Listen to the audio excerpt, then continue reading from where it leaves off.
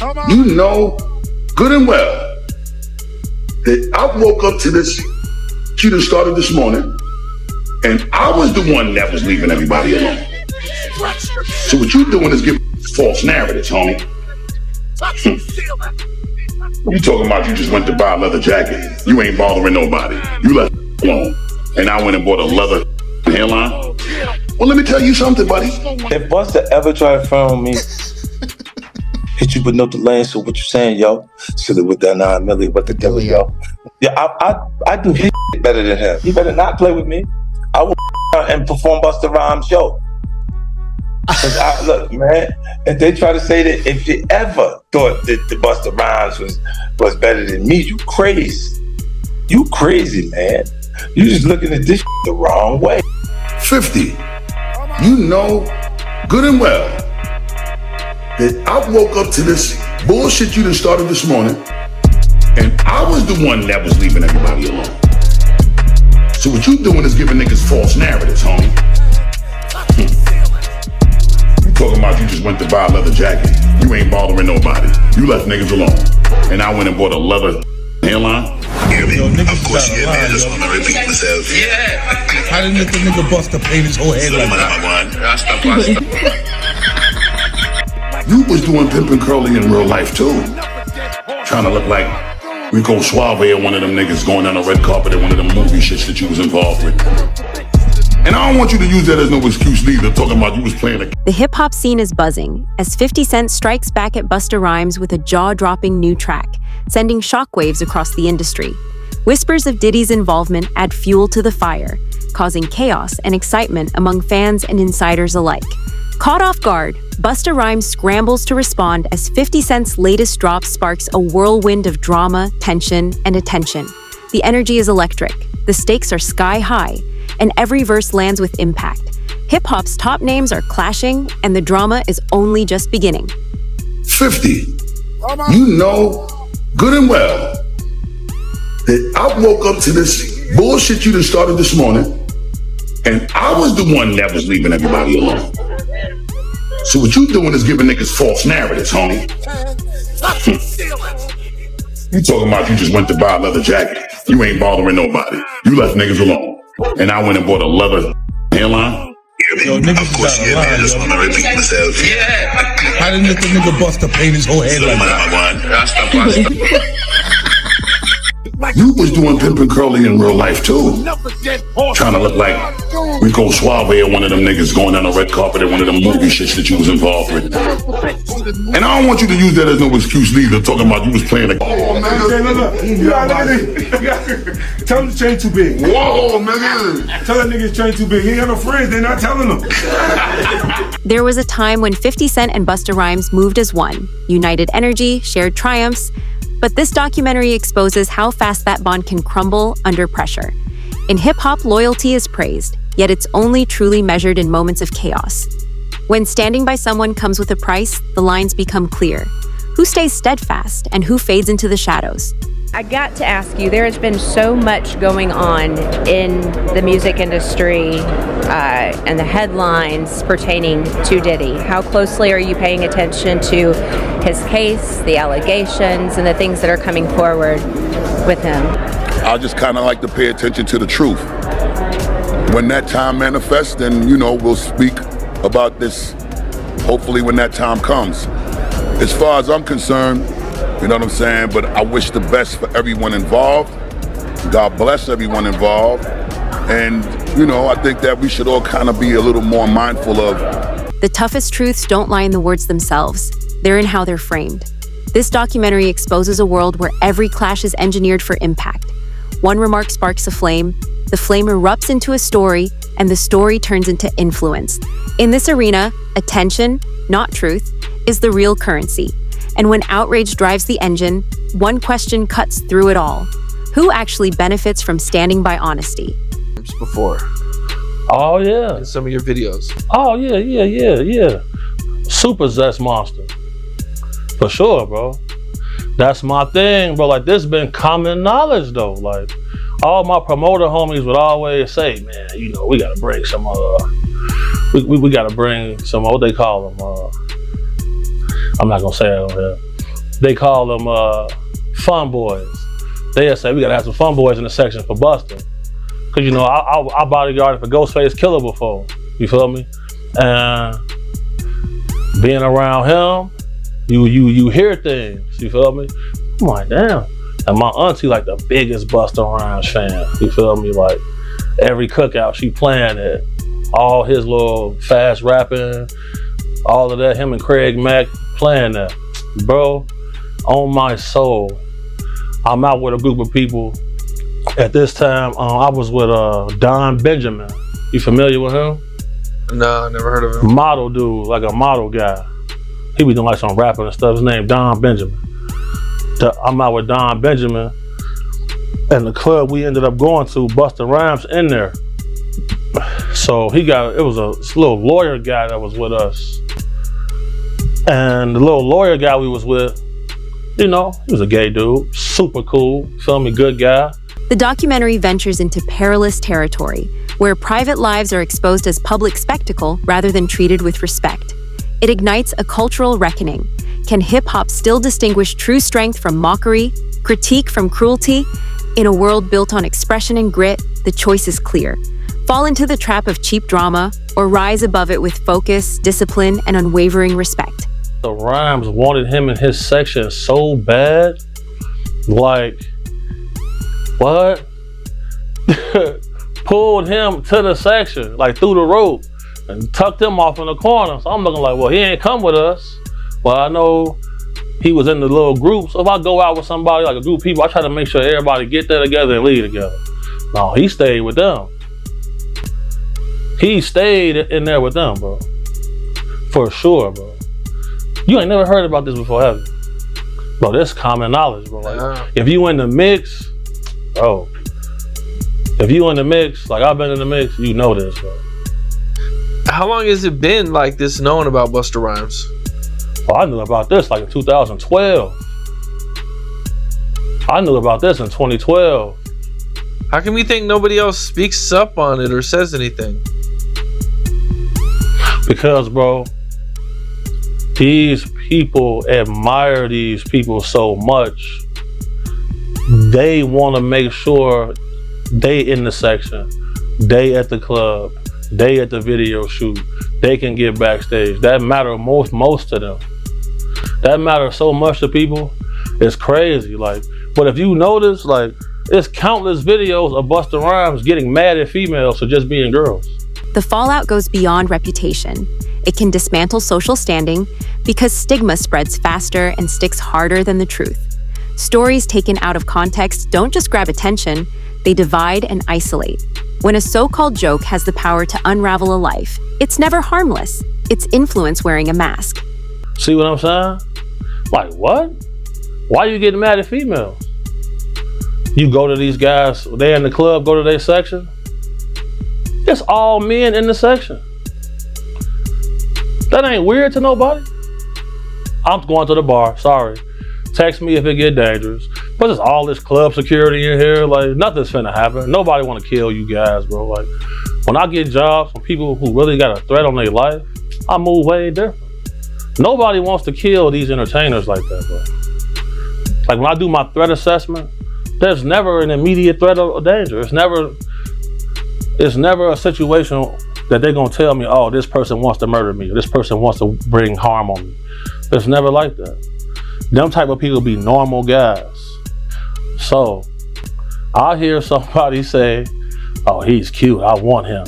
So when I heard that, I turned around like, man, did he just say that? Man, you got all this jewelry to attract some men in here? You wild. Shocked me, but sure enough. And that was the guy that Busta Rhymes pulled back? He pulled him into the section. Pulled him into the section, and then they walled him off like this man. I'm like, damn. And that little dude was so happy. He couldn't believe that. He was shocked. But man, you ask, bro, anybody that's in the mix, bro, like, you know, bro, most of these dudes, bro, putting on a major act. They don't want to be themselves. That's crazy. They'll get mad at you for buying bottles of champagne to get the girls. They'll get mad, oh, we don't want these bottle rats in our section. What are we here for? Why are y'all here then? What are y'all here for? Just because y'all got booked to be here, okay, but sometimes they not booked. They just in there. So, and what they looking for, it ain't gonna be what you thinking of. On God, seen it. What's up? This is Cam Capone. We got more content like this coming soon, so hit that like button, subscribe, and stay locked in to Cam Capone News. 50 Cent doesn't argue. He moves like a master strategist. The documentary captures every action as calculated and precise. Rapid execution, razor-sharp bars, moments designed to be replayed. In the digital battlefield, speed trumps nuance. And once the crowd reacts, control has already shifted. When humor is wielded as a weapon, one question cuts through it all. Who decides the limits of fairness?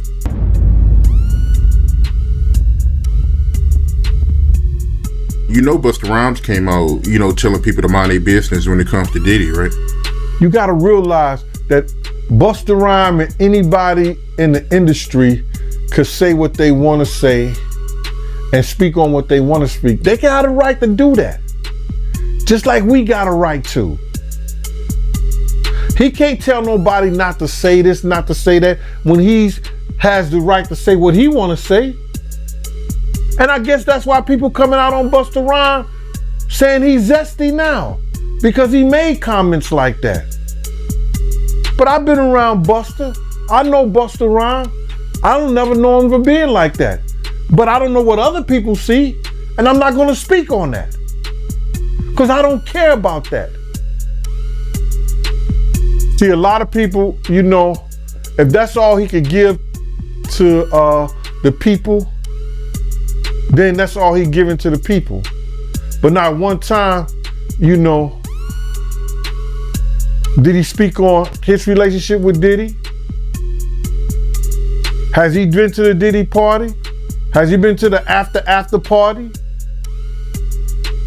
Did he say, well, I've never been to an after party, so y'all gotta wait to speak on, y'all gotta wait to see what they talking about before y'all speak on something?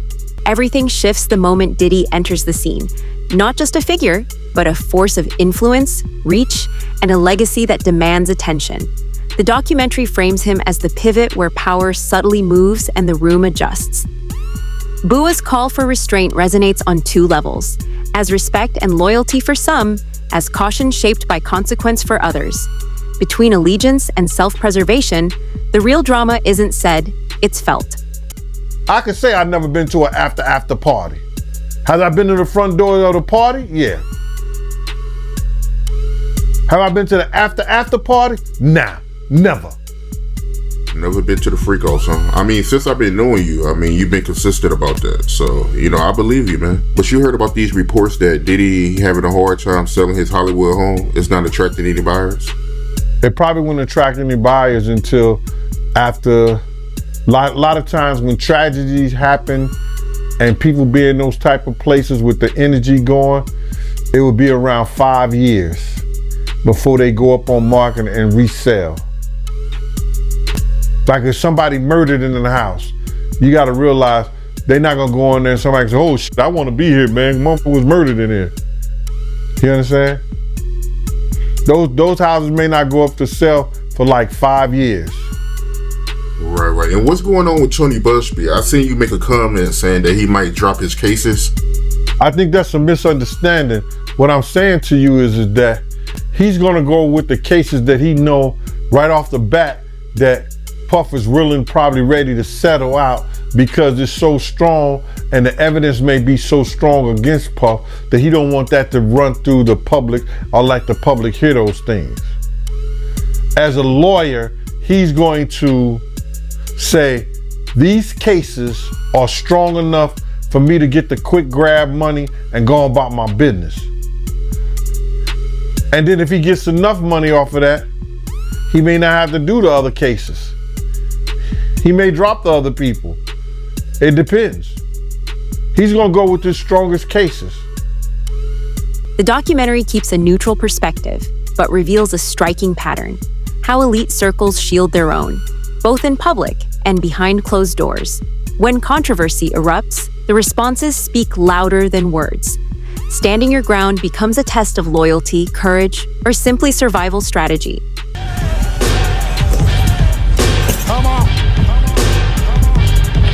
50, you know good and well that I woke up to this bullshit you done started this morning, and I was the one that was leaving everybody alone. So what you doing is giving niggas false narratives, homie. You talking about you just went to buy a leather jacket. You ain't bothering nobody. You left niggas alone. And I went and bought a leather fucking hairline. Well, let me tell you something, buddy. On some real G shit. Let me tell you something. You talking about that pimpin' curly that you was doing as a character? But no, you was doing pimpin' curly in real life too. Trying to look like Rico Suave or one of them niggas going down a red carpet at one of them movie shits that you was involved with. And I don't want you to use that as no excuse neither, talking about you was playing a character. You wasn't in character when you had to go down that red carpet. You could have got back to yourself, my nigga, but you chose to stay in character with that Rico Suave shit, some berries and sweet juices you had up in your head top, my nigga. Now, I do want you to know I'm your brother, so I'm gonna always support you and everything you do. I ain't been doing nothing but that since the inception of our friendship. Fired up. Now, with that being said, I got one question to the masses. There's several products that you have to incorporate to get your shit to look like Rico 50. All right? Fuck Rico Suave. We talking about Rico 50. Let's see which one of the products that he used to get to looking like Rico 50. Was it this? Or was it this? Or was it this? Matter of fact, I think the real question is, did he blend all three of these shits to look like this? Chill. I got a grand prize for anyone that jumps in the comments, any consumer around the world that used to also use these products to help identify, doing a forensic deep dive and a research and a data analytics on those products to help us understand, was it a combined effort of all three, or was it a combined effort of two, or was it just one of them to get you to look like Rico 50? Now, with that being said, if you guess right what the blend was chemically for that motherfucking berry juice look for Rico 50, you might win a grand prize. Until then, just know, the blessings don't stop, so we gonna just keep this shit going as long as we need to, because if the blessings don't stop, I don't motherfucking stop, and we don't stop. Dragon season, bitches. Yeah. The documentary hones in on the moment humor turns tense, when spectacle slips into scrutiny. At the first crack, attention shifts to morality and the stakes soar.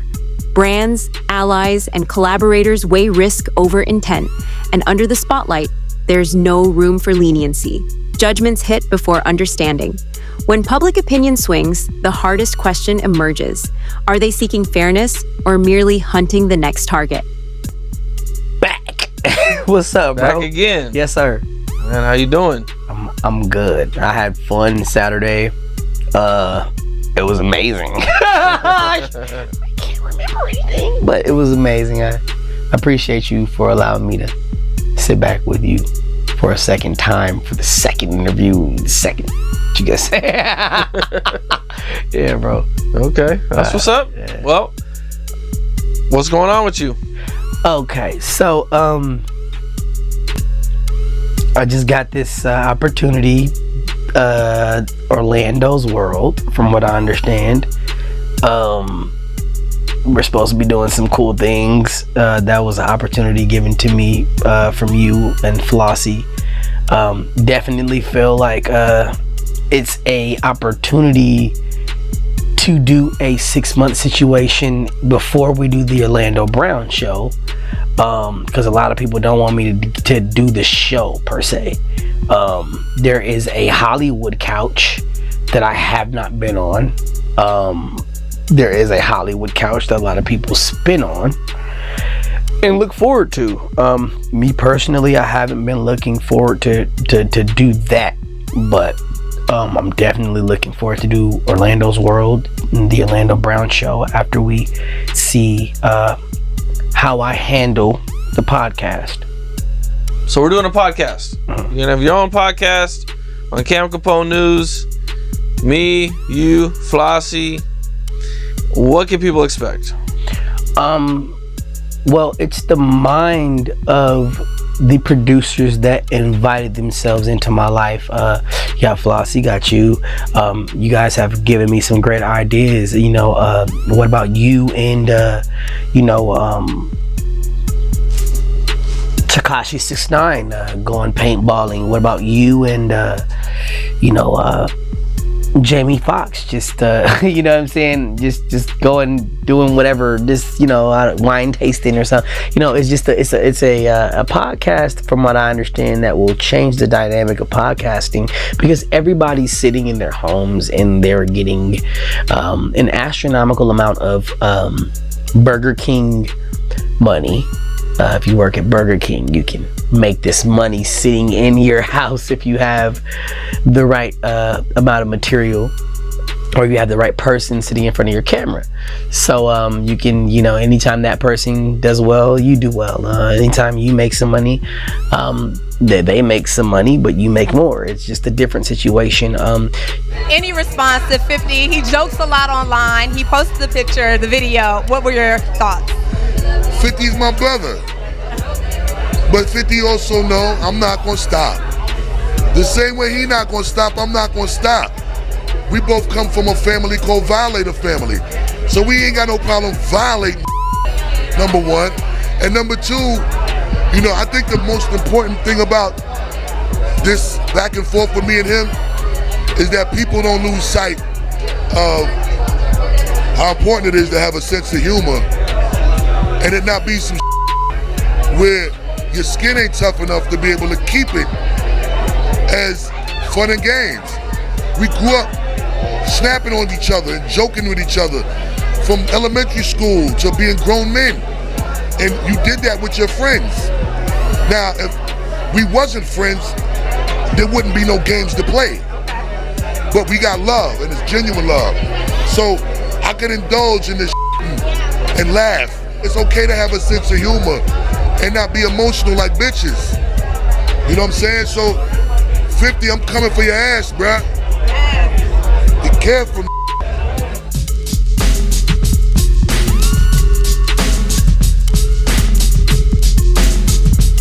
Cases dismissed, claims minimized, stories rewritten. On the surface, it may look like resolution, but often it's just procedure. The documentary exposes a modern fog where legal maneuvers are mistaken for verdicts and changing optics pass for fact. In a world fueled by speed and spectacle, clarity fades, and perception claims the authority that truth has yet to earn. For you guys at one point. Right. The U.S. part, I think, of the tour? Yeah. No, he came to some of Europe. Oh, some of the Europe tour? Yeah. Okay. Busta's a legend, by the way. Yes. One of the greatest hip-hop performers, of course, yes. period. Him and Wyclef, I put near the very top out of all performers. Okay. But recently, 50 and Busta were going, having a friendly back and forth. Oh, yeah, they put the picture. Yeah. I've seen, that's... And 50 put Busta cannot wear this to humor harmony. Yeah, I mean, you know how 50 is, man. 50's crazy, man. It's all humor, man. That outfit is horrible, Then I seen Busta post something up. But you see, you know, 50 is crazy. He could dish what he takes. So you fuck with him on who you think is the 5 people? Let's think of the 5 people I would never want to argue with on the internet. 50. Who would you say? Look, hold on. Let me get my 5. 50. Charleston White. Right? I've argued with him before. But he keeps going with Charleston White. Whack 100, you would say? Okay. Who else would you put there? I know 50, Charleston White, Whack 100. Who? Kendrick Lamar. I'm just, you talking about Instagram. I mean, okay, Instagram. We talking about. He's not an IG guy. I'm just saying. Kendrick right now. You ain't fucking with Drake right now. Come on, we got to be able to go to Canada. I'm fucking with Drake. I'm a Drake fan. Nah, I felt like it was a good battle, man. It was a great battle. Okay, so I see where you're going with this. I'm okay, saying 50, social media. 50, you don't want to fuck with 50 on there. He'll kill you on the gram. I said Charleston White. The law isn't a soundbite or a spectacle. It's precise, deliberate, and rarely delivers the neat closure the public craves. When nuance is distorted into instant absolution, accountability fades. In a culture addicted to certainty on demand, the deeper question remains. If complexity wears the mask of innocence, how can we ever truly gauge responsibility? Because Whack 100 will put up your address and all kinds of shit. 1090 Jake. You think 1090? He'll put out some paperwork on you didn't even know existed. That's true too. Yeah. But that's a whole different thing. I'm just saying, like, Boosie. Yeah. Boosie will go hard at you. Yeah. Because remember, Boosie and Blue were going Boosie, at it. Boosie. And then, unfortunately, Boosie's my man, but I don't agree. He basically pointed out that Young Blue's child, I think, was autistic, and he kind of took a shot at that. I like Young Blue, Boosie. I like both of them. I try to stay out of it. Hopefully, they can work it out. Yeah. They both got a lot of money. I kind of stay out of their issues, but and Fifth fuck with Blue hard, and niggas fuck with Boosie hard. But how it's the industry. You just stay out the way. You stay out of people's beef. When I got beef, I don't expect nobody to jump in anything for me. Yeah, me too. It is what it is. It is what it is. Yeah. But you know how the industry is. You have to choose a side. Unfortunately. Right. And trying to be neutral sometimes gets you messed up on both sides. Right. Both people stop fucking with you by being neutral. Yeah, right. And people could look at it a certain way. That's like what you were saying with the game thing. Like, game at the show, that might have been good, but... By the end, the documentary reveals the true battle. Not 50 Cent versus Busta, nor Diddy's imposing presence, but the relentless machine that turns private history into public spectacle. Alliances, silence, calculated loyalty, and viral pressure collide in a world where narratives are crafted, not uncovered. Hip-hop becomes as much about strategy as sound, a rhythm entwined with politics and power. The truth is brutal. Everyone claims to pursue it, but few can withstand it. And when honesty threatens status, influence, and livelihoods, one question cuts through it all. Who will actually speak it?